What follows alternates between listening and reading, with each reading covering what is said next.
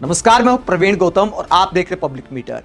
दोस्तों, जब गैस संकट को लेकर बीजेपी के अपने ही सांसद मोदी सरकार को चिट्ठी लिखने को मजबूर हैं, तमाम विपक्षी नेता मांग कर रहे हैं ईरान वॉर के बाद जो गैस संकट के हालात आए हैं, ऊर्जा को लेकर जो संकट है उस पर चर्चा की जाए संसद में, लेकिन सरकार उससे बच रही है।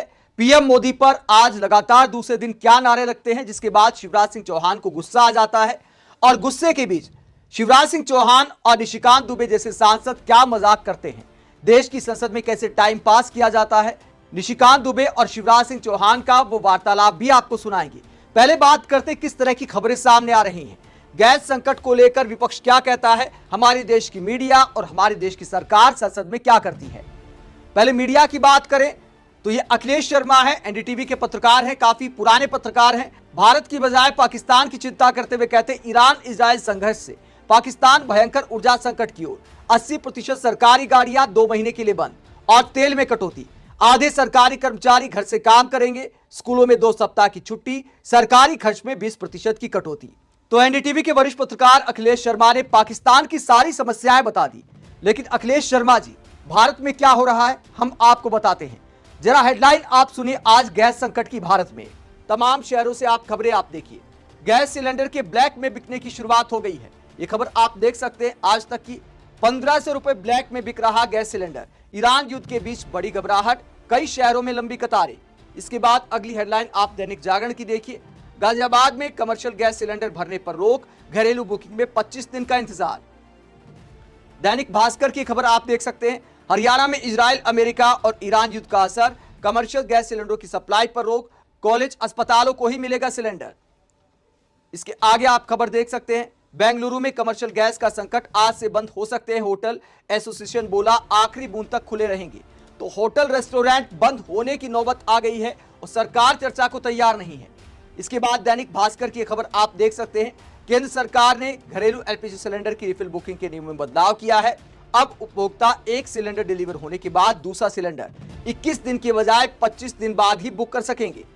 तो ये तमाम खबरें बताती हैं कि भारत में भी गैस को लेकर इमरजेंसी के हालात आ चुके हैं और हालात इस कदर खराब हो चुके हैं कि तेजस्वी सूर्या, ये तो बीजेपी के सांसद हैं, सरकार और मीडिया कह सकते हैं कि भैया विपक्ष अफवाह फैला रहा है, हो सकता है अखबारों ने भी गलत छाप दिया हो। लेकिन पेट्रोलियम मंत्रालय का खुद बयान आ गया है कि हमने 3 सदस्यों की कमेटी बनाई है जो ये तय करेगी कि अस्पताल और स्कूल कॉलेज के अलावा किन्हें गैस सप्लाई करनी है, किन्हें नहीं करनी है। कमर्शियल सिलेंडर और कमर्शियल गैस सप्लाई का भयंकर संकट आ गया है। होटल रेस्टोरेंट जब बेंगलोर में बंद होने के कगार पर पहुंच गए हैं तो तेजस्वी सूर्या ने यह लेटर लिखा है हरदीप पुरी के नाम और कहा है कि मैंने बात की हरदीप पुरी से, लेकिन बात का निचोड़ क्या निकला यह कुछ साफ नहीं हो पाया है। सिर्फ हवाई बातें इस पोस्ट में की गई हैं ताकि अपना चेहरा बचाया जा सके, अपनी साख बचाई जा सके। कायदा यह बनता है कि सरकार को स्पष्टीकरण देना चाहिए। पहले यह कहा गया कि बेकार की अफवाहें फैलाई जा रही हैं, यहां तक कि लोगों के मोबाइल पर मैसेज भी आए, मंत्रालय की तरफ से मैसेज आए कि अफवाहों पर ध्यान न दें, गैस की कोई समस्या नहीं है। लेकिन अब जगह जगह से जब समस्या की खबरें सामने आ रही हैं, सरकार का खुद बयान सामने आ रहा है कि सरकार का खुद बयान सामने आ रहा है, बीजेपी के सांसद चिट्ठी लिख रहे हैं, तो क्या संसद में चर्चा नहीं होनी चाहिए। विपक्षी सांसद ये मांग कर रहे हैं कि सारा काम ठप करके स्थगन प्रस्ताव को मंजूर करके ईरान वॉर के बाद जो गैस और तेल का संकट आने जा रहा है या थोड़ा बहुत आ चुका है, पहले उस पर चर्चा कर ली जाए। लेकिन सरकार तैयार नहीं है। लगातार दूसरे दिन ऐसा ही हुआ। और किन महत्वपूर्ण बातों पर सदन में चर्चा की जाती है, अपने आप में सब कुछ मजाकिया दिखाई देता है। आप जरा देखिए क्या क्या सवाल किए जाते हैं। पहले निशिकांत दुबे क्या पूछते हैं वो मैं आपको दिखाता हूं। जब सदन में नारे लगते हैं, वोट चोर गद्दी छोड़ के नारे लगते हैं, पीएम इज कॉम्प्रोमाइज के नारे लगते हैं और भी कई नारे लगते हैं। विपक्षी सांसद लगातार चर्चा की मांग कर रहे हैं। हालांकि उनका चेहरा नजदीकी फ्रेम में तो नहीं दिखाया जाता, क्लोज शॉट नहीं दिखाए जाते, एक आध बार कैमरा फ्रेम में आते हैं, वो भी दूर से। ज्यादातर जो कैमरे का फ्रेम है, जो कैमरा रहता है, या तो स्पीकर की कुर्सी पर बैठी संध्या राय पर कैमरा रहता है या फिर बीजेपी सांसदों को, मंत्रियों को ही दिखाया जाता है। प्रश्नकाल की शुरुआत हुई, विपक्षी सांसदों ने कहा कि पहले ईरान पर चर्चा की जाए, लेकिन कई बार यह भी कहा जाता है कि यार प्रश्नकाल बड़ा अहम होता है। तो प्रश्नकाल में कैसे मजाक चलता है मैं आपको दिखाता हूं। क्या पूछते हैं निशिकांत दुबे, जरा सुनिए। माननीय सदस्य, मैं आप सभी से एक बार निवेदन कर रही हूँ, ये आचरण आप लोगों का अच्छा नहीं है। पूरा देश देख रहा है आप लोगों का आचरण। प्लीज आप लोग अपने अपने स्थान पर विराजिए। माननीय सदस्य प्रश्न संख्या 242 माननीय सदस्य डॉक्टर निशिकांत दुबे जी। प्रश्न संख्या 242। माननीय सभापति महोदय, एक विवरण सभा पटल पर रख दिया गया है। माननीय सभापति महोदया, प्रत्येक साल भारत सरकार ये पार्लियामेंट में कहती है कि खाद्यान्न का उत्पादन बढ़ रहा है, खाद्यान्न का क्षेत्रफल बढ़ रहा है और जो सिंचाई की सुविधा है वो खेतों में हम पहुंचा पा रहे हैं और जो माननीय प्रधानमंत्री जी का मिशन है कि किसानों की आय को दोगुना करें, वो लगातार जो है उसमें भारत सरकार काम कर रही है। मेरा आपके माध्यम से मंत्री महोदय से आग्रह है या प्रश्न है कि 2014 के बाद से 2016-26 तक आज 12 साल में भारत सरकार ने कौन सी ऐसी योजना बनाई जिसके कारण खाद्यान्न का उत्पादन लगातार बढ़ रहा है, क्षेत्रफल बढ़ रहा है और किसानों की आय जो है वो दोगुनी हो रही है। माननीय मंत्री जी, आप सोच कर देखिए निशिकांत दुबे ने क्या सवाल पूछा कि सरकार आप इतना अच्छा कर रहे हैं, आप इतना अच्छा कैसे कर रहे हैं। एक सांसद को क्या केंद्र की योजनाओं की जानकारी नहीं है या फिर संसद टीवी के माध्यम से अपनी सरकार का पीआर कराना है। अक्सर सवाल क्यों पूछे जाते हैं, बीजेपी के सांसद भी या फिर एनडीए के सांसद भी अपने क्षेत्र की समस्याओं को लेकर सवाल पूछते हैं कि हमारे क्षेत्र में यह समस्या है, आप इस पर क्या कर रहे हैं। सत्ताधारी सांसद भी ये सवाल पूछते हैं, लेकिन यहां पर सरकार की तारीफ करते हुए पूछा जाता है कि सरकार इतना अच्छा कैसे कर रही है। तो क्या एक सांसद को इसकी बेसिक जानकारी नहीं होनी चाहिए? सांसद को यह सवाल पूछने की जरूरत क्यों है? ये अपने आप में मजाक है, यह है संसद के टाइम की बर्बादी, यह है अपने मुंह मियां मिट्ठू होना।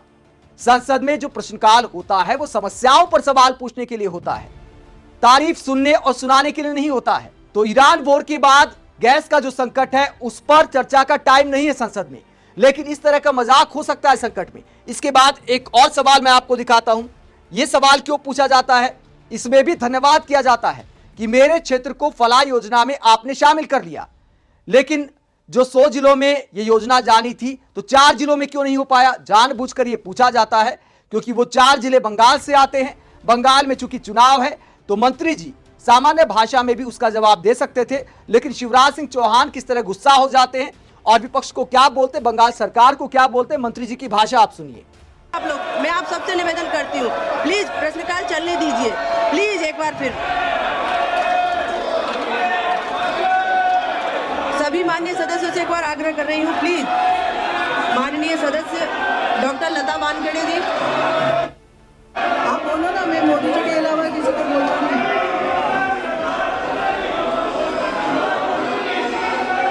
धन्यवाद माननीय सभापति।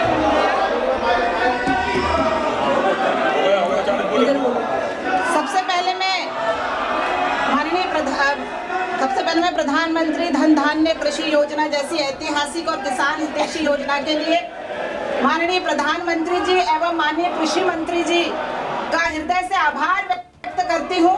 विशेषकर मेरे राज्य मध्य प्रदेश के 8 जिलों को इसमें शामिल करने के लिए। महोदय जी, मेरा माननीय मंत्री जी से बस एक ही पूरक प्रश्न है कि इस योजना के अंतर्गत चयनित 100 जिलों में से अभी तक केवल 96 जिलों को ही कार्य योजना एक्शन प्लान बन पाया है।